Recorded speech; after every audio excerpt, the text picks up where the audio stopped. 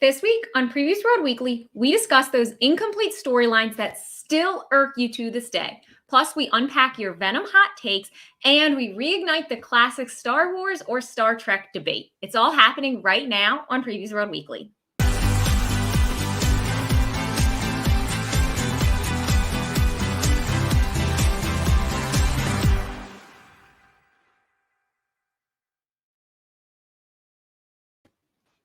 What's up, Previews World? It's Wednesday. It's New Comic Book Day, which means it's time for Previews World Weekly. I'm one of your hosts, Troy Jeffrey Allen. I'm your other host, Ashton Greenwood, aka the Duchess of Free Comic Book Day. And with it being October, I want to take a minute to remind you guys before you ask, Halloween Comic Fest is taking a hiatus this year. We're on hiatus just because of the way it fell against Free Comic Book Day in August. It was too much to juggle. So unfortunately, we'll not be doing that this year, but we will be back and spooktacular next year. Spooktacular. I love it. You said something last week that I thought was so perfect. It was like we'd be back with the spooks. Back with the spooks. Heck there you go. There you go. Look, we need to trademark that. That needs to be a thing starting next year. So we have a special guest on this week, YouTuber and former Alliance Comics and Games pusher man, Mystical Green Beanie. What's up? Welcome. AK Joaquin. Hola. What's up, man? How's it going? Pretty good. How are you nerds doing? Hanging in there. Being nerdy. Being very nerdy, especially at the hour. What's going on in the world of Mystical Green Beanie? Like, where can we find you, first of all? And also, can you tell us what's on your channel currently? Like, what are some of the more recent updates on your channel? Oh, okay. So, as Troy mentioned earlier, you didn't see this, but I'm actually hanging out in a Japanese brothel. You can find me at brothelnews.com.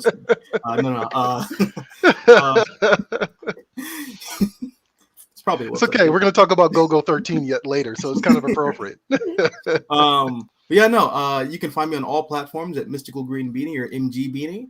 I make YouTube videos.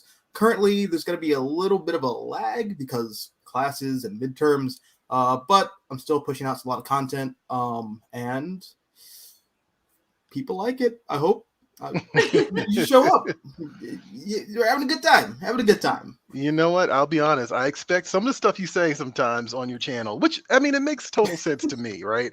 But I expect you to get roasted half the time. And actually, I'm always surprised by the number of people that actually agree with you. So, and I'm one of them. No, he comes on this channel and just makes a lot of hot takes and sweeping accusations. Well, he's on brand. He's never off brand. So there you go. So Joaquin, hello, Clovis. What's going on, man? Hi. Hey, Clovis. What's going on, Pablo? What's up, Pablo? What's up, Sarah Mendoza. That's quite a fam. name. Hello. And good afternoon from Texas. What's up, Texas? Hi, all of Texas. Jeez. Joaquin, you're an artist, and like this is something I've only recently found out about you. Right? You do draw. You were trying to make your own comic, right? You're in the process of making a comic for yourself, right? Yeah, I mean, I try. It's one of those things where like I try, and then I'll look at like something on Instagram, like Lee Bermejos art, and I'm like, oh, Jesus Christ. No, well, you don't want to do that. But no, it's a fun thing. I was trying to make a comic for a long time, but then I just kind of backed off and said, you know what? School. I'm going to do school. Kids, stay in school. But it's good to like have hobbies here and there. It's good to grease the wheel every once in a while when you're like in those 90-minute lectures and you just feel like drawing because your professor's talking about something you don't care about. It's great to do. So always good to do for the classroom doodle, right? I remember the days. Actually, hold up here. Good evening from France. Oh damn. Hello. Wow. Oh my God. I was trying to think of how you say hello in French, and for some reason Bonjour. my brain bonjour. There you go. I just had a brain fart for some reason, and all I could think of was Buenos Dias, and I was like, I know that's not it. That's not it at all. Anyway, one of the Romance languages. Close enough. There you go. Close enough.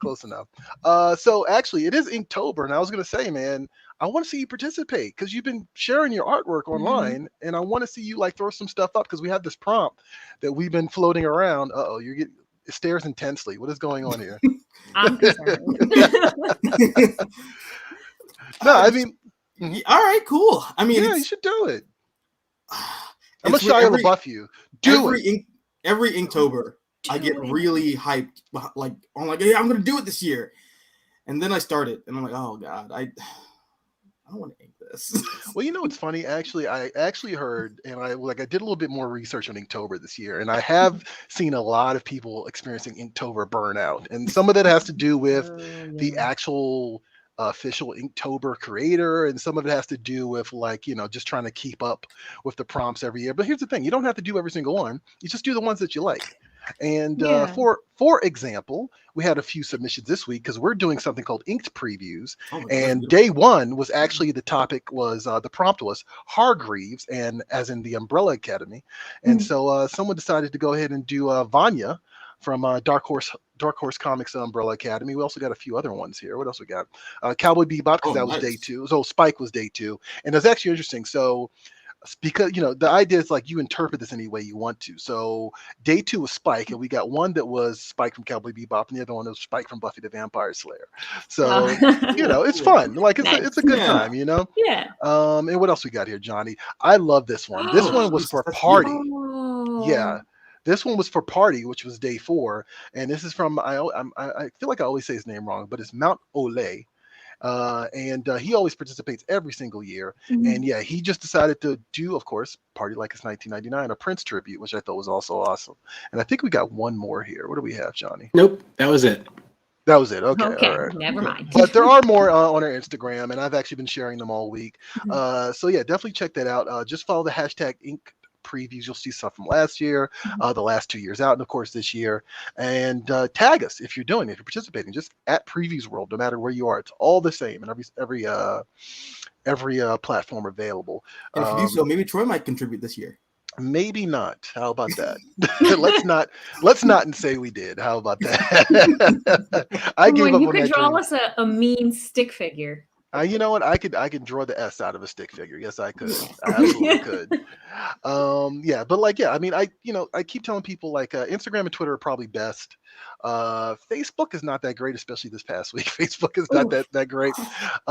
Just because like the tagging and like the hashtags on Facebook aren't that great. But yeah, definitely shoot us a tag us on Instagram and Twitter, and we'll share, because like this is all about community, and that's what we're here to do. And so now we're going to share some more. It is New Release Wednesday. Joaquin has a pick.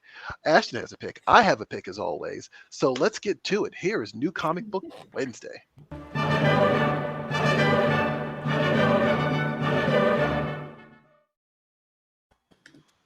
All right, some pretty cool stuff came out this week. Joaquin, because you're our special guest, why don't you kick us off? What is your pick from your local comic shop this week? My pick for my local comic shop this week, Alliance Comics at 8317 Fenton Street, so downtown Silver Spring. Check it out; it's a great store. My pick for this week is Amazing Spider-Man 876. Also, 75. Nice. I like to go with the big numbers. I like big numbers. There you go. But yeah, I like this a lot. I don't want to hype it up too much. I don't want to overhype it. I liked what I read so far. Okay, good. First of all, Patrick Gleason's art's amazing. He's it's so crazy. I associated him so much with DC and Superman for like so many years, and then when he was first announced to do the art for Spider-Man, I was like, oh god, don't do that. Oh no. Just took me back to like when Mark Bagley was drawing Justice League. I was like, oh Jesus, no. Yeah, that was weird. There's like a moment of like you just have like a break in your brain, which is like, what's going on here? Yeah. Not that artists can't, change it up every once in a while, but it's still one of those things where my brain just associates an artist with certain characters. But yeah, no, Patrick Gleason blew it out of the water with the Nick Spencer run, with the gambling arc. I thought that was great, and he's kind of like the jumping off man in terms of art for Spider-Man Beyond, and I think he's great. Probably one of my favorite modern Spider-Man artists. The writing was also pretty good too. Zeb Wells did this issue. I don't know what else Zeb Wells has done, but I thought he was pretty good here. I thought he had a pretty good voice for Peter. I thought it was a pretty good jumping off point. I feel like I'm running in circles because I don't want to spoil anything for you guys if you haven't read it yet. But don't spoil it. Don't spoil it. Yeah, no. It was pretty good. It was a good first issue, and I highly recommend checking it out if you like Spider-Man. Now, we have a rule. We usually wait a week, and since it's still fresh and it just dropped today, we won't spoil anything. But it comes highly recommended. So You're right. there You're you right. go. Yeah. Amazing You can't spoil the Spider-Man. wedding. And Yeah. Game of Thrones at all. Game of Thrones at all. Amazing Spider-Man 876. Amazing Spider-Man /75. You gotta love the way Marvel numbers. It's amazing. Oh yeah, shout out to Patrick Houston. Also shout out to the Art Adams covers because I've been drooling over them for like the last several weeks, and like there's more coming down the line. And to your point, Zeb Wells, is actually very consistent, very solid. So definitely check that out. Ashton, what are you looking forward to this week at your local comic shop? Yeah, so I'm actually not picking a comic this week. I'm picking a collectible. My pick this week is the Prince Zuko PVC statue from Diamond Select Toys. Nice. I'm so excited about this. As you know, he's 10 inches tall and he's got a really detailed paint job. If you go look at some pictures on Previews World, they've done a really good job on his scar, which is something I'm always kind of picky about with Prince Zuko statues because you can end up with it just looking like a black eye, which misses the point entirely. So they did a good job. They nailed that. I'm excited to get this into my collection. I have this guy as well. It's Prince Zuko in his season 1 form. So this statue from Diamond Select Toys in his season 3 form will be a nice complimentary piece. And I mean, we've said this 100 times. I'm sure, people are sick of hearing Troy and I say this. These PVC statues from Diamond Select Toys are great. They are worth your money. It is the most bang for your buck. They're only $50 and they're, like I said, 10 inches tall, really, really detailed. They do a great job with the sculpting and painting. So highly, highly recommend it. Absolutely. And, I got to give a shout out to that base because that base is actually banging. Like that whole fire base, like that's impressive. Really good too. That's actually pretty cool. And I know exactly what you mean. The 10-inch Zuko. There you go. You can't. I don't know where you were going with that, but okay. Anyway, this is a family show, sir. You watch it over there. What? It's a 10-inch statue. I don't know what you're talking about. It's great. Okay, fair enough. All right, I'm gonna let it go. We're just gonna move on. It is a sizable statue. Yeah. There you go. Yes, it is. But no, I totally get what you mean because like sometimes the black eye effect on Zuko statues are actually kind of like, what is that supposed to be? Is that a mole? Yeah, it just looks like a big old smudge on his face. Like a birthmark? What is that? So I'm totally with you on that. You said what? He was born with it. This is a birth defect. Leave me alone. Right. Don't look at me. My pick this week, A Righteous Thirst for Vengeance. So I actually saw this in the previous catalog. There's so much stuff in here. I totally forgot this was coming out, but then I was reminded this week that it was coming out. And the minute I found out it was Rick Remender and the artist behind Man Plus, I was hooked. I love revenge stories. They're easy to get into. They're easy to get behind. It's even better when it's like a cross between, because it says it's a cross between The Professional and Road to Perdition, which seems like a match made in heaven. And also, I just kind of feel like Rick Remender's really good at revenge stories. If you've read his Uncanny X-Men, if you've read Deadly Class, I mean, like those characters are always kind of trying to like get back at each other for something. So, this is actually really cool. And I can't help but notice that the main character on the A cover looks like Benedict Wong from Doctor Strange and Deadly Class, the TV show, which makes me think that Remender's kind of greasing the wheel a little bit here to get a TV deal, which I'm all for because Benedict Wong is awesome. I saw him on Marco Polo first, and he's an awesome actor. So. Yeah, if you're into revenge stories, this is an ongoing series, and it's available at your local comic shop this week. And we'll show you a little trailer a little bit later today on this show. So as Ashton pointed out, comics aren't the only thing available at your local comic shop. You can also get toys. So I'm going to kick it over to Cannon Doll X, and she's going to show you what's inside the Previews toy chest this week. And when we come back, we'll talk about the creator of Gogol 13 and some other news bits. Let's go. Hey everyone, Natasha here, and I'm going to give you a look at some of the new toys and collectibles in stores today. Here's your Previews toy chest for the week of October 6th, 2021.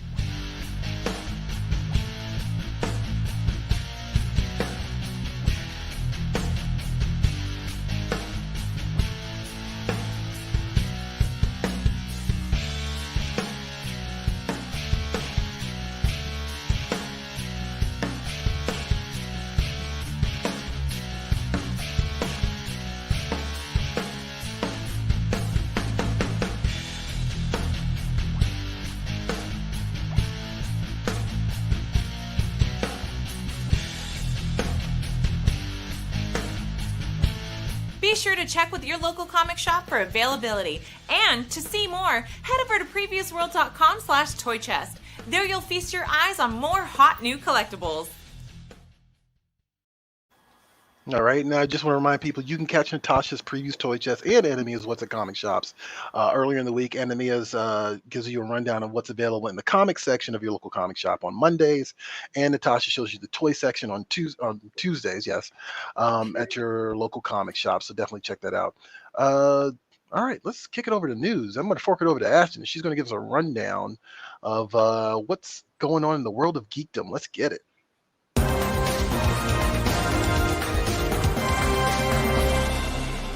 Ah, we want the news.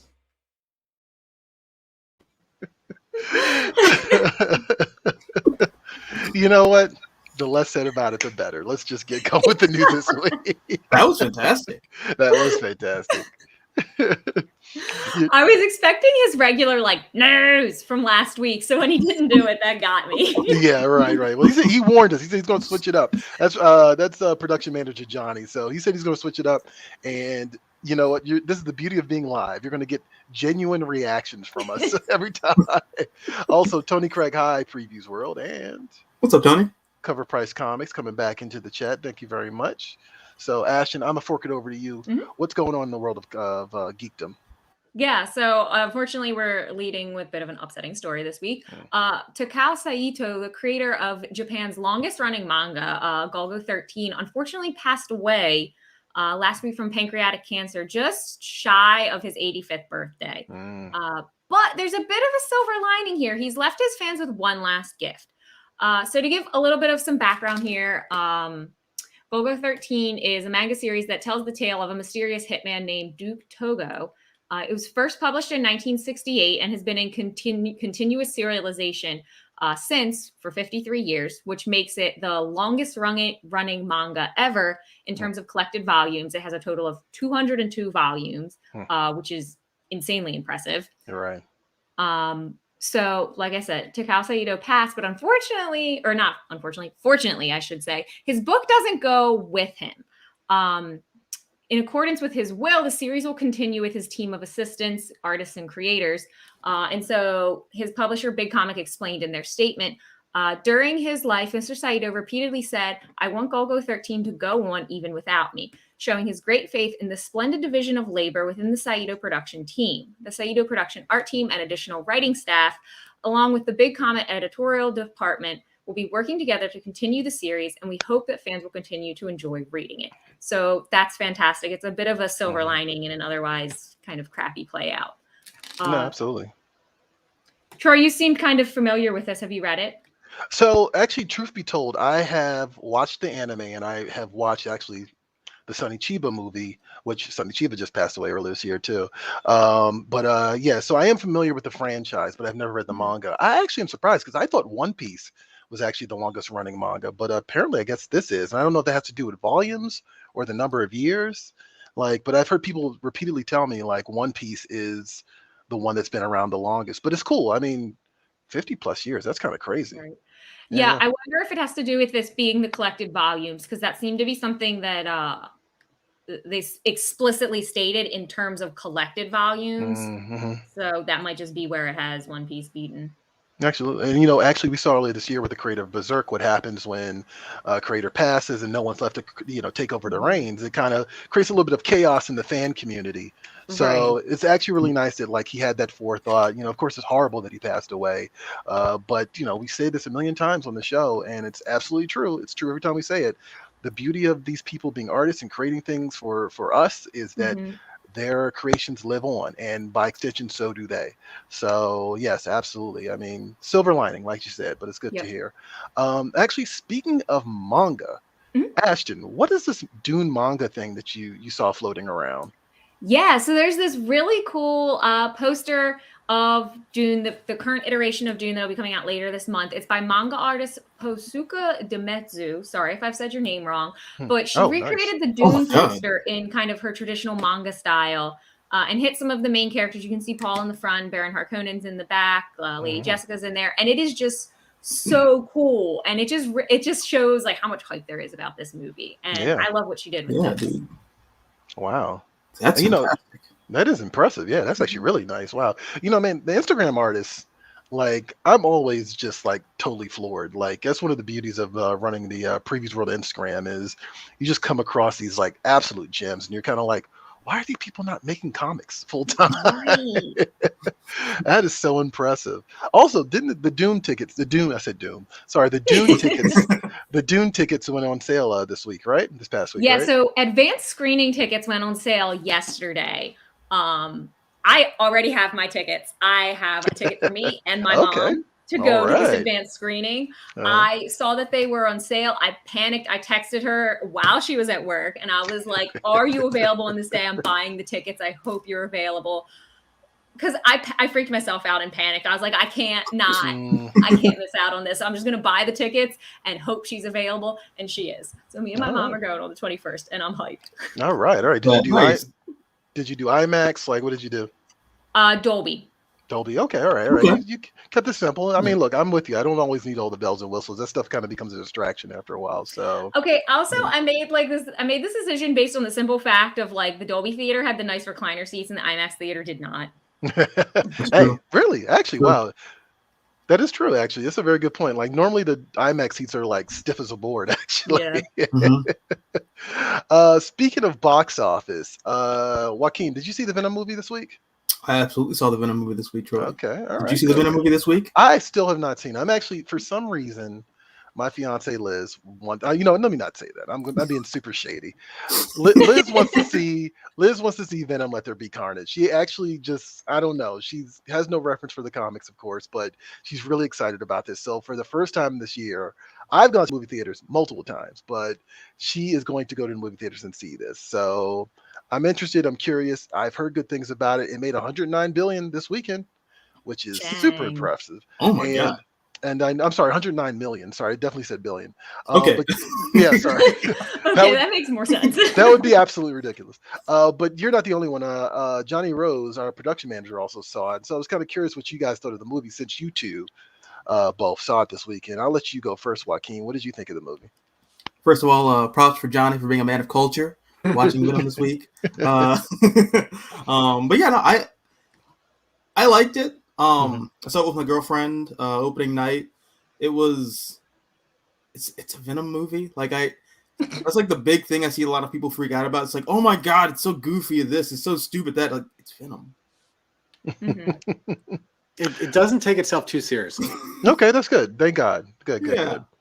Which was a good thing about the first film. So yeah. Also, it is one of those weird things that like is further cementing the idea that Venom does legitimately work outside of Spider-Man. Yeah. Between the first movie, Donny Cates' run, and this, I really think you can just kind of completely divorce Venom from Spider-Man, which, I'm sure we'll probably talk about that a little later on, but yeah. I mean, after the Topher Grace performance in Amazing Spider-Man 2, I've tried to divorce the Venom from Spider-Man. Spider-Man 3. Yeah. The most forgettable of all the Spider-Man movies. I mean, that's also valid. Johnny, what about you? What was your takeaway from the movie? I love the fact that they got Cletus Cassidy in there as Carnage. I just never thought that would actually be a character that I'd see on screen, so that was really cool. And you know me, like I will always give any comic book movie a chance just for the sheer fact that like I'm happy to see one of our favorite mediums moved over into another one, like on the big screen. That being said, I'm still not sold on Woody Harrelson as a homicidal maniac. Oh, really? Oh my God, why not? I was gonna say he's been doing it since 1990. Right. And here's the thing, and I know people will say it goes back to his performance from Natural Born Killers in 1994, but even then, I still don't think that he has. And I'm sorry, I may get comments on this, but I don't think he has the range to play a serial killer or someone that's mentally deranged like that. Now, I don't know if the movie makers may have gone in a different route because of like the past, because of like 2020, and there was a lot of emphasis on mental health and mental well-being. So I always pictured Cletus Cassidy as being really genuinely mentally disturbed and it legitimately insane. And I don't think that Woody Harrelson actually kind of delivers that in this movie. Oh wow. Yeah. Interesting. What do you think? Do you agree, or what do you? I was gonna say that it's weird, and I don't want to give too much away, but like there's a point in the movie when Cletus has a monologue, and it felt like they were kind of distinctly saying that Cletus is not a crazy person like he's in the comics. He's not. He's not out to lunch. He's just kind of he's disturbed, but that it comes from like childhood trauma, and like Eddie wasn't really telling the full story. Like the story that we see in the comics isn't actually how that happened in this film. Of course, and I think that's part of it is that like when you like go from one medium to another, like things are going to get changed. So they probably sure they took that into consideration in terms of like how they went with the character development. Overall, it's PG-13. Yep. That's true. Yeah. Remember, Venom doesn't use webs or wear a spider because he hasn't been exposed to Peter.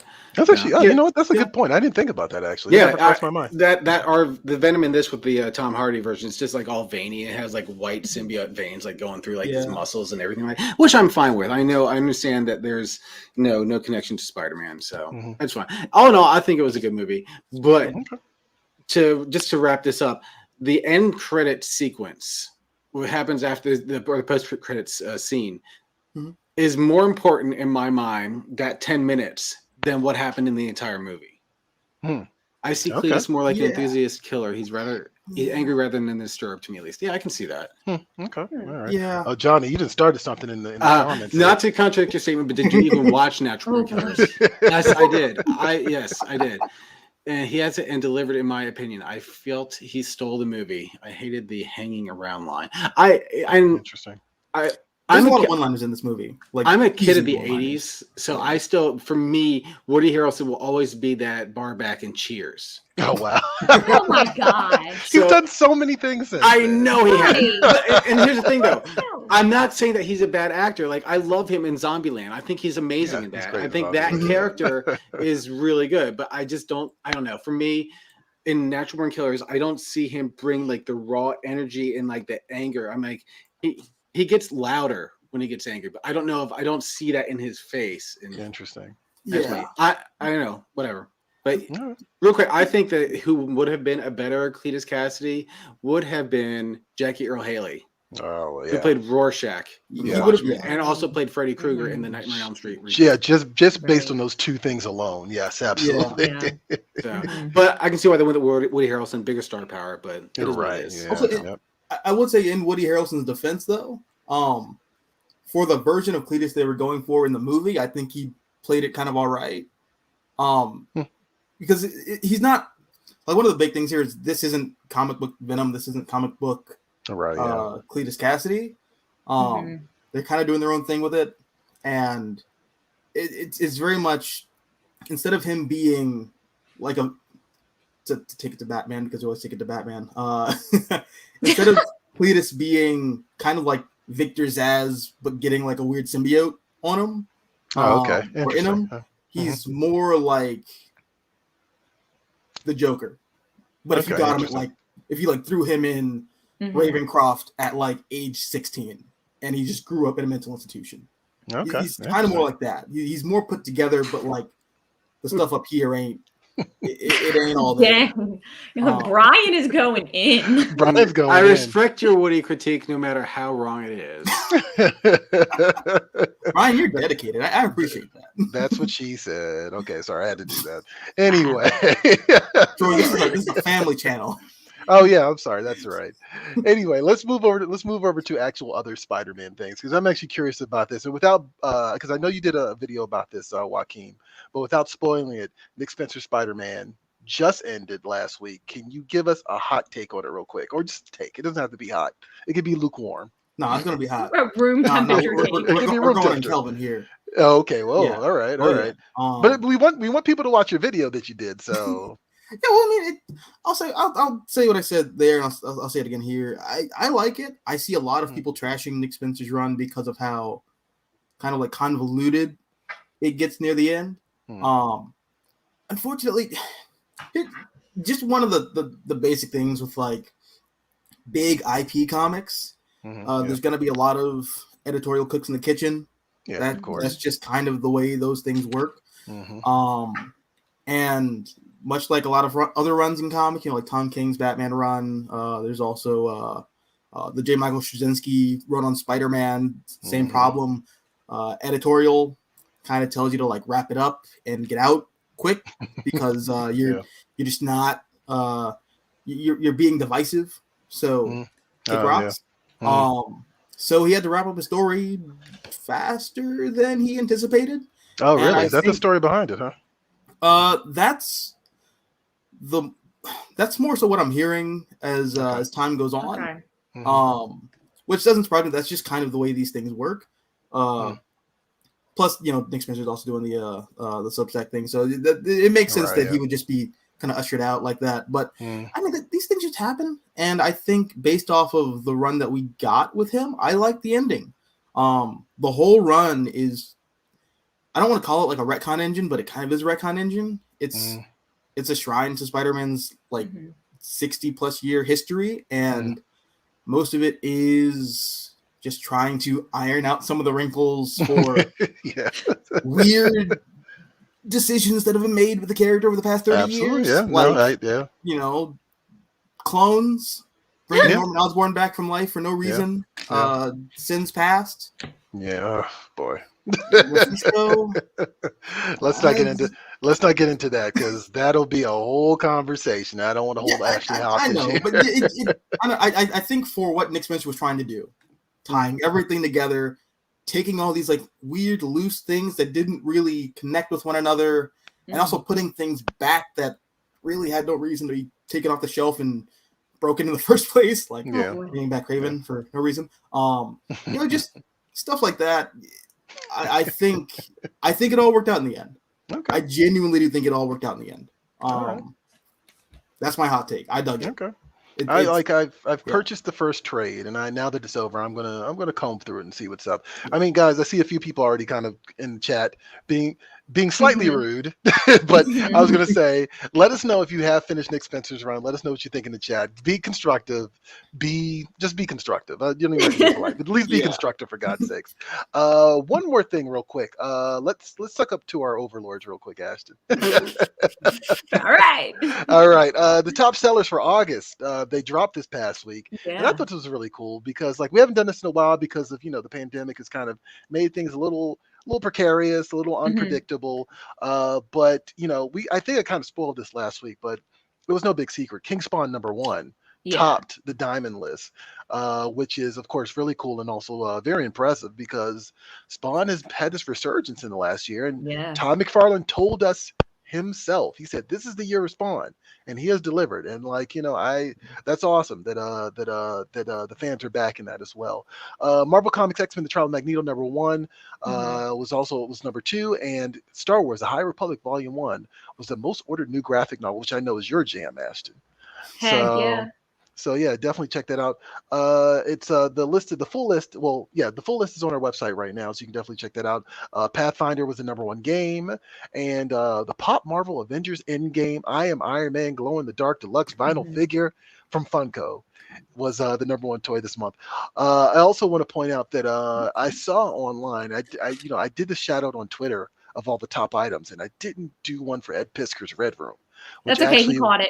He caught it though. So I just want to give him a little shout out because yes, he was what we call the non-premiere comic book, which basically means the indie book. He was the top seller of the month, which is no small feat because he's got a lot of competition. And it's totally warranted. So shout out to you, Ed Pisker. Sorry that I kind of sidestepped you when I did my tweet earlier this week. All right. I'm slipping. But give him a shout out on the Free Comic Book Day page because it was a Free Comic Book Day book this past year. That's true. Yeah, absolutely. Which got pushed a lot at my local comic book shop. Oh, really? Yeah, they ran out. Oh, that's awesome. Nice. No, I mean, hey, we are definitely cartoonist kayfabe fans here. So shout out to Ed Pisker and his title Red Room. My girlfriend's favorite Free Comic Book Day book. Okay, nice. Awesome. Said, I need this book. I was like, all right, bet. Yeah. Actually, if you want to find out more, I actually might flip this on Twitter. I did an interview with him where he kind of gives us an explanation of what Red Room is. Mhm. So definitely check that out. I think that actually might still be on Free Comic Book Day's website right now. I talked about A Righteous Thirst for Vengeance, so let's take a look inside. Here's the trailer, and when we come back, we're going to dive into some social swamp.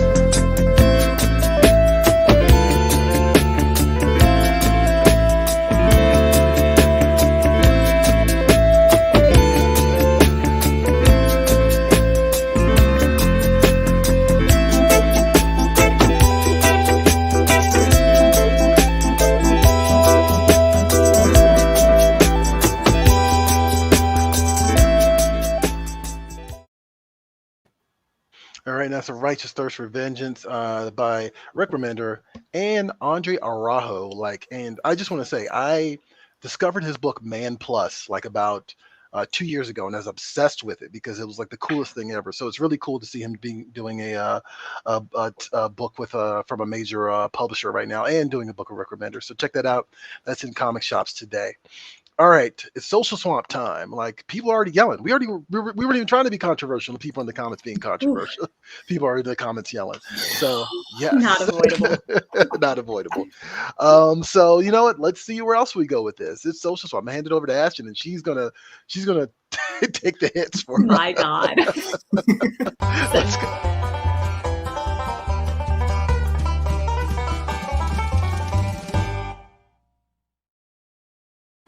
Okay, we asked what I thought at the time was not a controversial question, although I guess it could be. I guess anything can be. Yeah. We asked you guys to tell us what unresolved storyline, be it comic book, TV, video game, movie, whatever, remains incomplete to this day, and that its incompleteness irks your soul. So let's see what you guys had to say. Says Firefly. I'm torn with this one. Yes, I want a continuation, but can they capture lightning in a bottle twice? Well, actually, real quick, I want to point out Boom Studios has a Firefly comic, and it is a continuation of the series. So there is something there. I know you want the TV show, but the comics are just as good and just as great. Yep. Jean-Francois says, 1, Alita Battle Angel, the movie, still hoping for a sequel. And then 2, Green Lantern. I'm deaf in the minority here, but I enjoyed the movie. Okay. Mark Strong was great as Sinestro and was hoping for more. You're supposed to be objective, Ashton. Sorry. You know how sometimes you say something and it's just completely involuntary, it just comes out of your mouth. That was some true shade, Ashton. You know what? That was I didn't know that was in you. But sorry. You've never watched or read something and then you're done with it and you're like, what the hell was that? I think we all use Twitter. Yeah, we know. We know. All right. So since I'm apparently the resident wrong person today, I'm gonna co-sign that.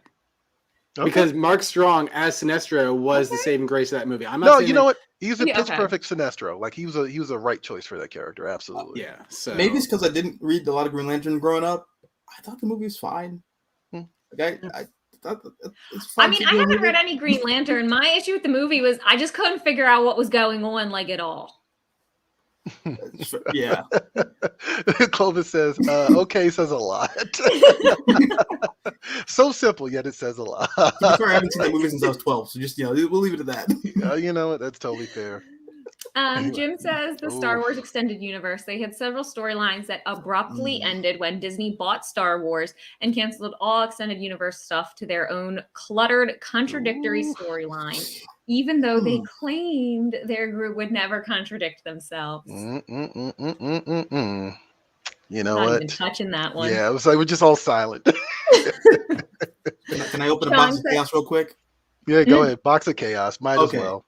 We're already here. To be fair, I'm in that same boat. I love the old EU. I was really glad when Marvel started reprinting those hyper expensive Epic collections. where he had all the Dark Horse stuff. But let's really not kid ourselves. The old EU was not it was not this well-oiled machine that we all like to pretend it was in hindsight. No, it wasn't. Like That's fair. especially when you got to like the later stuff when they did like the Yu Zhengbang War and how some of that stuff was like directly contradicting a lot of the earlier 90s comics from Dark Empire. No. Let's not play that game. I love the old EU. I've read some of the new EU stuff. I'll admit I like the older EU stuff better, but I'm not going to play that game where I'm like, oh, the old one was more consistent. No, it's not. No, don't play that game. But it is favorable. That's for sure. Yeah. Sean says, Spectacular Spider-Man, anyone? Season 2 had such a huge cliffhanger and set up for a follow-up. Oh, okay. Talking about the animated series. Okay, gotcha. My heart, that hurts. That's so true. That's like my favorite Spider-Man ever. Oh, really? Okay. Yeah. Zach says, Wolverine and the X-Men ended with a tease for the Age of Apocalypse. Yeah.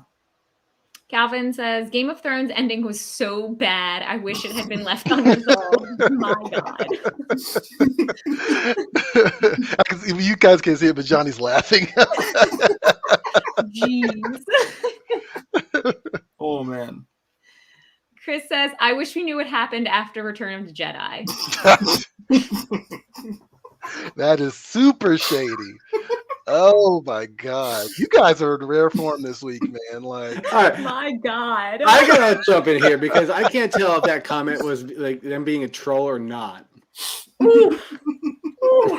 That was rough. That was who was that? What was the name again? Chris, my God. You know what, Chris? Sick burn, Chris. Sick burn. You won the internet, Chris. You won the internet today. There you go. Were there any more, Johnny? No, that was it. But again, I can't tell if he's being a troll or not because, like, I mean, if you're only a fan of the movies and if you don't read anything in the expanded universe, like the Timothy Zahn Heir to the Empire saga, which happens like right after Jedi, where Luke is establishing the new Jedi Order, then you wouldn't know what happened. So that could be a valid question, or he could just be trolling us. I don't know. That's fair. That is fair. All right, let's open it up to the floor, even though I feel like we already have. Ashton, do you want to go first? Do you want to tell us like your unresolved storyline? I do. Actually, mine is pretty tame by comparison. I figured, that we would, keep it in the barn with this one, but that's not the case. So my answer is kind of boring. Mine is Katie Keene, season 1, that the CW adapted into a live action show that was, decently okay. I mean, it was messy in all the same ways Riverdale was, and that's fine. But it was very entertaining, and they did all of this work. And at the very end, they Hiram shows up for some reason because why wouldn't he? And Katie Keene's maybe getting back together with her ex-boyfriend, but also sleeping with her employer, which was weird. And one of her best friends is has an entire fake life and an ex-wife that they've only just begun to address. And they've all just enough dangling plot threads to weave a blanket, and it got canceled. That's right. I actually forgot about that show. And that was in the same universe as Riverdale and Sabrina, right? Yeah, and that's the other thing. It's set 5 years ahead of what Riverdale was at the time, because what in the after Riverdale had its time jump, they would have been on the same exact timeline, and they were going to cross them over properly, and didn't get to happen. Interesting. That it is unfortunate when shows get canceled in their first season, because I feel like 90% of shows don't really hit their stride until season 2. Right. You're doing a lot of exposition and world building. Yeah, right. So that is kind of a shame. I feel you on that. What about you, Johnny? You're hanging out here, so I feel like you have something to say. I do. And it's again in the realm of Star Wars. Oh, I'm ready.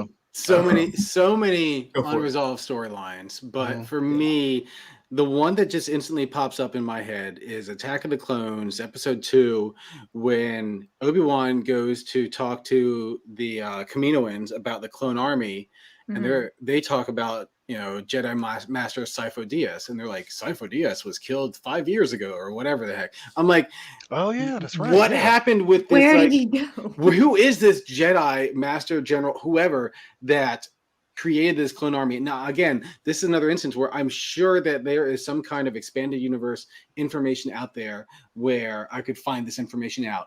Mm-hmm. But that's a pretty sizable thing that I feel like is missing from the creation. Like, you want to know, why was this clone army even created in the first place? This isn't this like.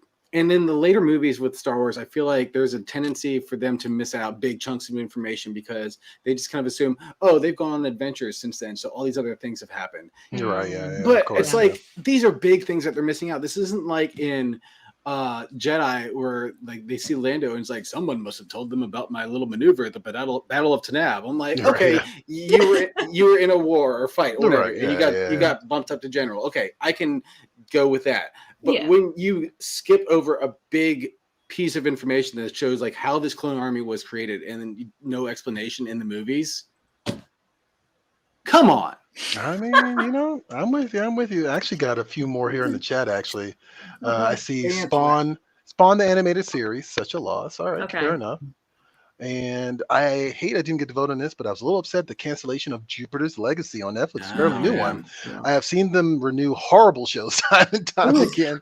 That is well, you meant to say not, that is Jupiter's Legacy. Oh, that is Netflix's Legacy, I understand. I think, what is this one? I think answering a question. Isn't that Coder? Yeah. Knights of the Old Republic, yeah. You would know better than I. Okay, interesting. All right. And someone else also pointed out, Cover Price Comics again said, the Star Wars video game character that was Vader's Padawan. Can't remember his name. Star Wars The Force Unleashed. Force Unleashed, yeah. Mm-hmm. All right. That was a good game. That was First one, yeah. Second one, Yeah. You know what else was a Star Wars game thing that I loved? Do you guys remember Jedi Power Battles on PlayStation 1? I do. Yes, I do. Okay. In that game, Plo Koon had an orange lightsaber, and I lived for that. And as a child, I loved that it matched his head. I thought that was cool. That's the one that Mara Jade's in that one, right? Isn't she like one of the fighters? Yeah, I totally remember she is? that. Yep. Oh, sweet. Yep.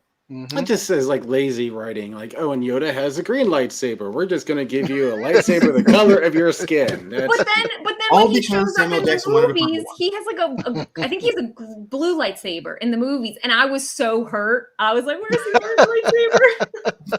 Well, you know what? To Joaquin's point, the EU wasn't perfect. There are some inconsistencies. Joaquin, what about? Oh, what's up? Were you about to say something? Before we get to mine though, Johnny. I'm not sure how much time you have in your hands. They do answer that in the Clone Wars CG show. Oh, okay. They answer that. That makes sense, actually. Now, see, that is my fault because I am way behind on the Clone Wars. I only ever got to like season 2, so I am painfully behind. So now that it's on Disney Plus, I have no reason not to catch up on it. So it's on my to-do list. All right, Joaquin, let it fly. Let it fly. Oh, what boy. is yours? Oh man. As soon as I saw like all these other examples, everything's skirted to my brain. But the one that I came prepared to talk about is Grant Morrison's finale to his Batman run that's never addressed at all. It's never followed up. Yeah, no one else picks it up. Yeah, no, you're right. Yeah. And it's like such a great status quo too. Like it ends with Gotham getting Man of Steel by Talia al Ghul and Leviathan and her army, and Batman is labeled an enemy of the state. There's like an open wide manhunt for Batman. Gordon has to destroy the bat signal, and the cops have to completely disavow Batman as an entity. And that's right. No one followed up on that. No, they didn't. You just get you get Scott Snyder's run, you get the detective run. It's just Batman as usual. I was like, oh, that's lame. And I was such a Grant Morrison fanboy. My pick is actually going to be a Grant Morrison comic, but I'm such a Grant Morrison fanboy that I read that and just automatically was like, well, he's done, so I'm not going to read anything. So I just assumed someone else picked it up. But you're telling me nobody did? That's pretty nuts, actually. But that I feel like that happens a lot to Grant Morrison, though. Like, and it's really funny because like I feel like he does this old school thing that comic book writers used to do, which is like he'll introduce a cliffhanger and he's like, next person pick it up. And it used to be the next person would pick it up. But Grant Morrison, as we saw with New X-Men and a couple other things, it's like they either want to kill it as soon as it's over with, or they just kind of forget about it. So I don't know. It was too weird. Can't do anything with that. Yeah, what is this? Oh, what about Batman Max by Sam Keith? Please, Sam. I actually think that's concluding. finish. Actually, yeah, that That did finished. finish, right? Yeah. I mean, very recently though. So, you know, Yeah. no shade for not knowing that, because I think that yeah, there was a sizable gap. My pick is actually a Grant Morrison thing. Like I said, it's he actually joined the Wildstorm universe for a very brief moment, and he released a Wildcats comic with Jim Lee, and he also released an Authority comic with Gene Ha.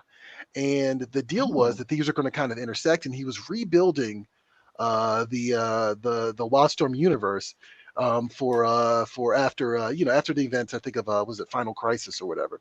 And you know, it's funny. There was actually just an article recently, and I can't remember what website had it, where they actually talked about the New 52, and just like interestingly enough, the mess that it became after being successful in the forefront. And it makes me wonder, if I can't remember if this was part of the New 52 or not, but it makes me wonder if that was the reason this didn't continue, is because at that point DC's New 52 had just become a complete and total mess, and they just abandoned it altogether.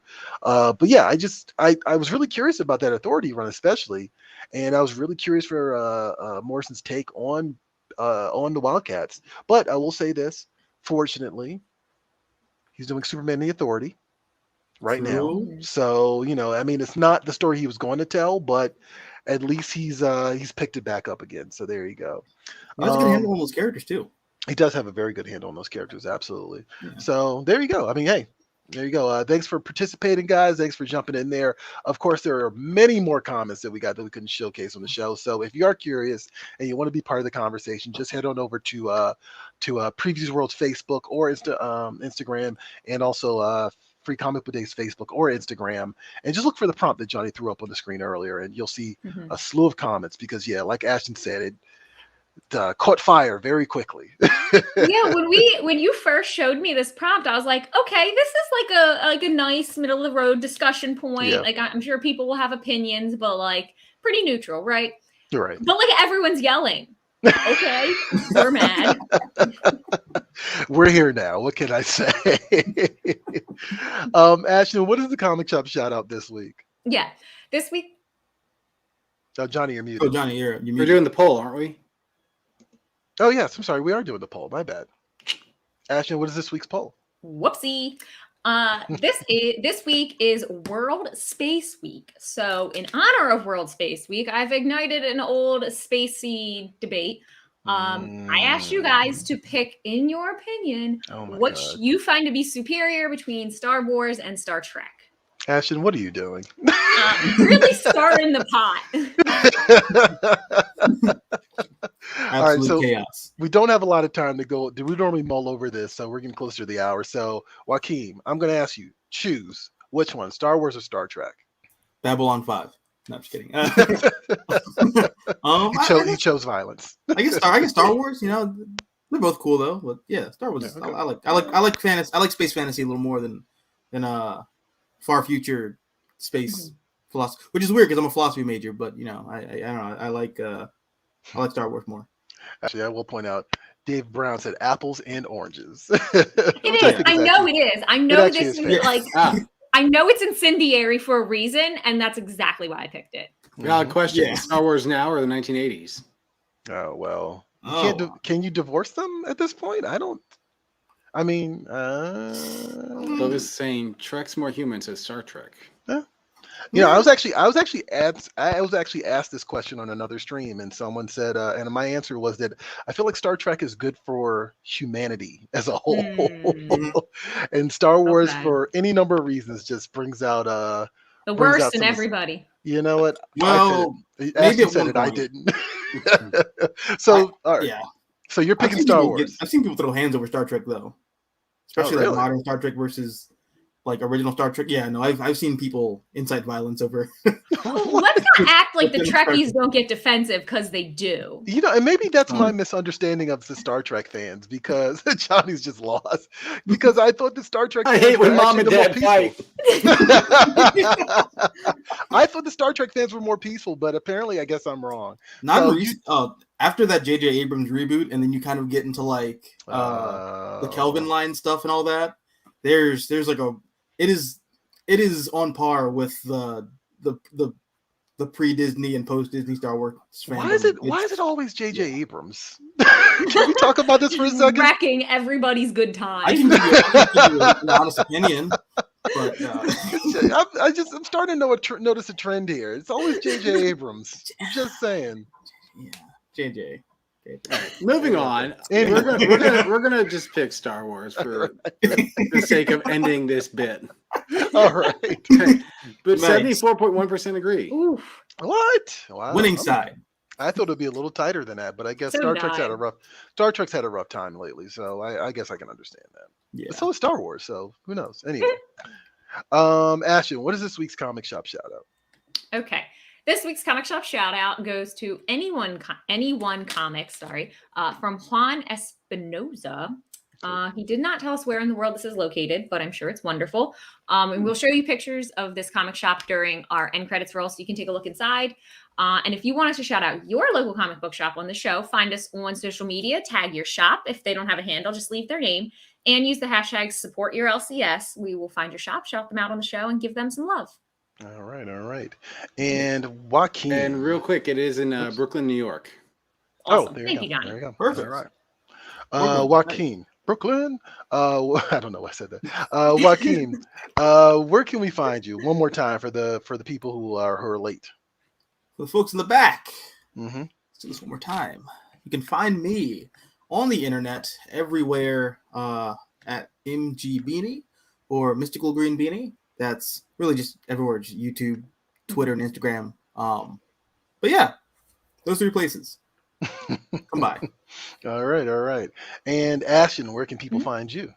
You can find me on Facebook, Twitter, Instagram, TikTok, all the good places at Free Comic Book Day. We'll be there hanging out, doing some general comic book discussion in the meantime. And then when it's time to announce Free Comic Book Day for next year and all of the titles, that will be the first place to find that info. So you'll definitely want to stay tuned and follow me there. All right, I'm going to retweet that poll because I feel like Previews World has the old heads who might say Star Trek because I feel like that was too much of a blowout. A blowout. Johnny, where can everybody find you? Why are you trying to start stuff, Troy? What am I not? Troy is like the drunk uncle that's showing up to Christmas time, just trying to start bad times. Like, let's play Star Wars. Pick now. Pick now. You got to do it. Throwing Johnny, grenades in a room. Johnny, where can people find you? Oh, you can find me here every Wednesday trying to keep this show together. Fair enough. What are you trying to say? A futile effort, no doubt. There's nowhere you can that you would want to follow me online because it's only pictures of my 5-year-old kid and a hairless cat. Okay, all right. I don't have a cat, so Nice. figure that out. Okay, all right. Well, I'm so lost.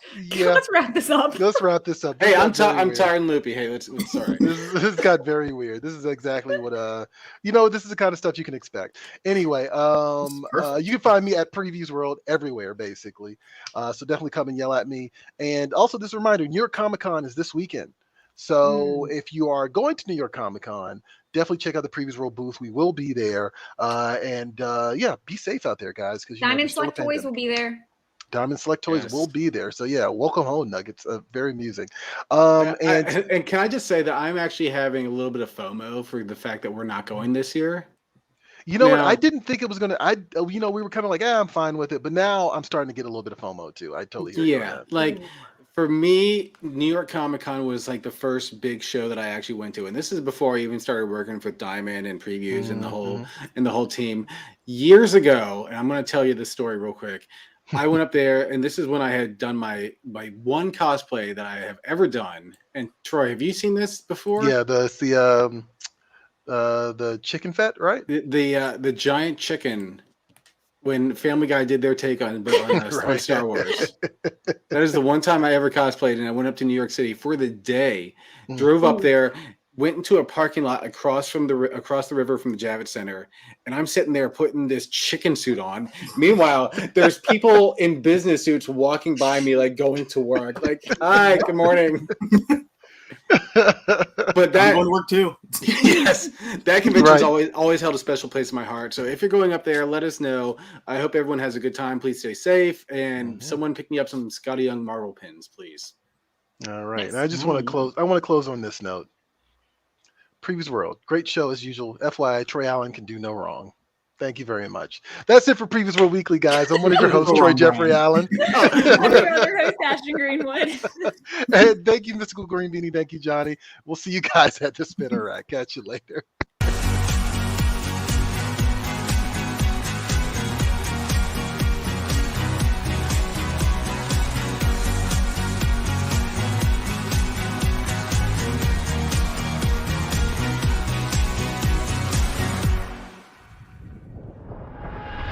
Don't forget that you can catch Previews World Weekly streaming live every Wednesday at 4 p.m. Eastern, 1 p.m. Pacific at Previews World on Facebook, YouTube, and Twitch.